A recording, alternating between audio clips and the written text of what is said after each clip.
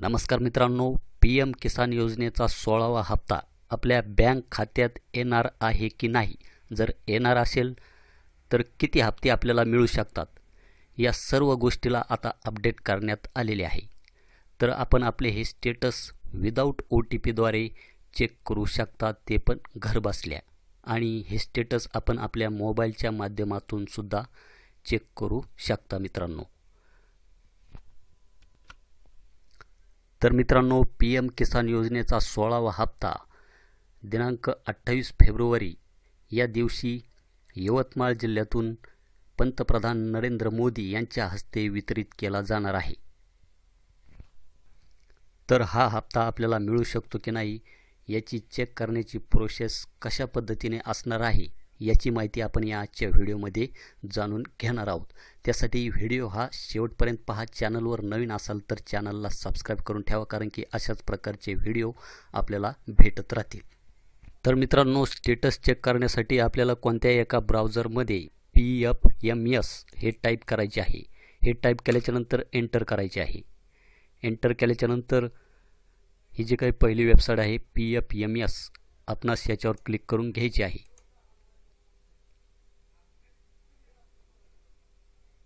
येथे क्लिक केल्याच्यानंतर आपल्याला येथे ट्रॅक DBT डिटेल्स याच्यावर क्लिक करायचे आहे. त्यानंतर अशा प्रकारचा एक डॅशबोर्ड आपल्यासमोर ओपन होईल. तर आपल्याला येथे कॅटेगरीमध्ये येथे PM किसान हे सिलेक्ट करायचे आहे. त्यानंतर आपल्याला इथे DBT स्टेटसमध्ये पेमेंट हे बाय डिफॉल्ट आहे, तर आपल्याला पेमेंट हेच सिलेक्ट करून ठेवायचे आहे. त्यानंतर येथे एंटर बेनिफिशरी कोड आणि त्याखाली एंटर ॲप्लिकेशन ID. तर येथे ॲप्लिकेशन IDमध्ये आपल्याला आपला जो काही PM किसान योजनेचा जो काही रजिस्ट्रेशन नंबर असेल, ॲप्लिकेशन ID असेल, तो आपल्याला येथे टाकून घ्यायचा आहे. आणि येथे एंटर बेनिफिशरी कोड हा जो काही चौकोन आहे हा आपल्याला ब्लँक सोडायचा आहे, यामध्ये काही टाईप करायचे नाही. तर येथे एंटर ॲप्लिकेशन IDमध्ये आपला PM किसानचा रजिस्ट्रेशन नंबर आपल्याला टाकून घ्यायचा आहे. हा जो काही रजिस्ट्रेशन नंबर आहे मित्रांनो, हा रजिस्ट्रेशन नंबर कशा पद्धतीने काढायचा याचा व्हिडिओ मी ऑलरेडी बनवलेला आहे. याची लिंक आपणास खाली डिस्क्रिप्शन बॉक्समध्ये देण्यात आलेली आहे. तो व्हिडिओ पाहून आपण आपला रजिस्ट्रेशन नंबर हा काढू शकता. त्यानंतर आपल्याला इथे वर्ल्ड व्हेरिफिकेशनमध्ये हा जो काही कॅप्चा दिसत आहे, हा कॅप्चा आपल्याला इथे टाकून घ्यायचा आहे. जर हा कॅप्चा आपणास समजत नसेल तर येथे हा जो काही ॲरो दिलेला आहे याच्यावर जर क्लिक केलं तर हा कॅप्चा येथे दुसरा येऊन जाईल. त्यानंतर येथे आपल्याला हे साऊंडचं ऑप्शन देण्यात आलेलं आहे. याच्यावर जर क्लिक केलं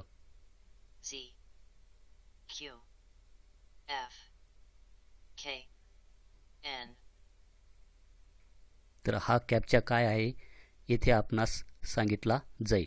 तर या कॅप्चामध्ये आपल्याला जर स्मॉल लेटर असेल तर स्मॉल लेटर, कॅपिटल लेटर असेल तर कॅपिटल लेटर, हा जशाच तसा कॅप्चा आपल्याला येथे टाकून घ्यायचा आहे. त्यानंतर येथे खाली सर्च करायचे आहे. सर्च केल्याच्यानंतर आपल्याला खाली येथे स्क्रोल डाऊन करायचे आहे.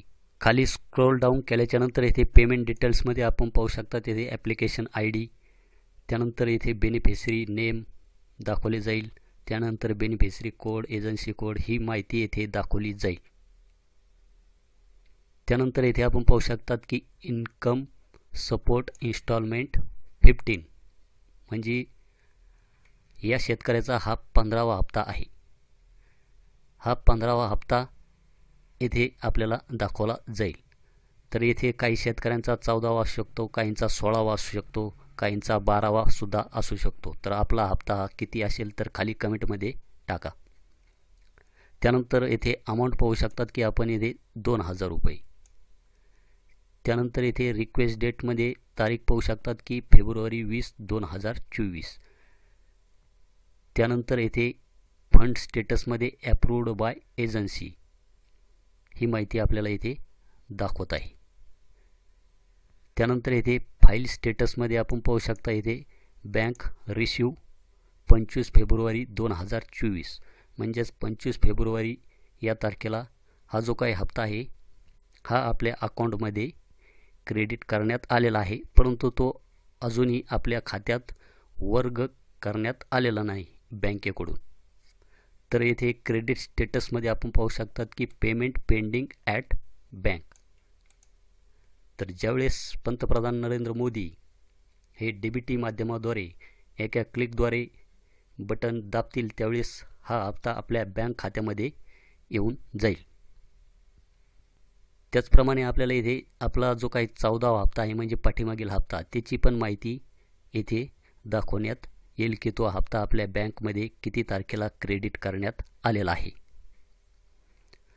तर अशाच प्रकारे मित्रांनो मी तुम्हाला एका दुसऱ्या शेतकऱ्याचे स्टेटस हे चेक करून दाखवतो.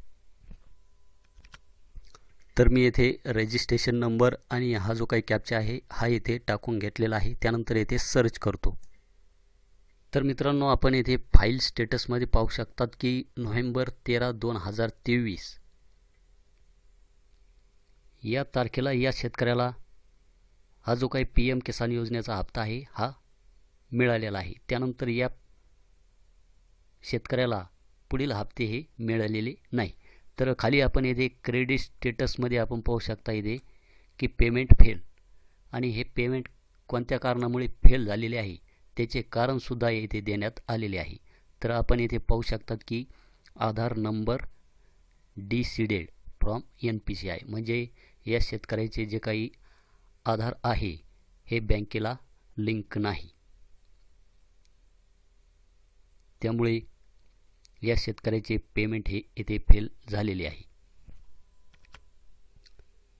तर आपले पेमेंट कोणत्या कारणामुळे फेल झालेले आहे त्याचे कारणसुद्धा येथे देण्यात आलेले आहे. तर अशा प्रकारे मित्रांनो आपण आपले स्टेटस एकदा चेक करून घ्या की आपल्याला जो काही PM किसान योजनेचा 16वा हप्ता आहे हा मिळणार आहे की नाही ते आपण अशा पद्धतीने चेक करू शकता.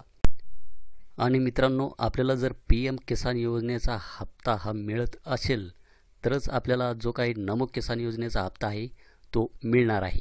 जर आपल्याला PM किसान योजनेचे हप्ते मिळत नसतील तर आपल्याला नमो किसान योजनेचे हप्तेसुद्धा मिळणार नाही. तर अशा पद्धतीने मित्रांनो आपण आपले स्टेटस एकदा चेक करून घ्या. तर भेटूया असेच एका नवीन व्हिडिओ नवीन अपडेटमध्ये. धन्यवाद.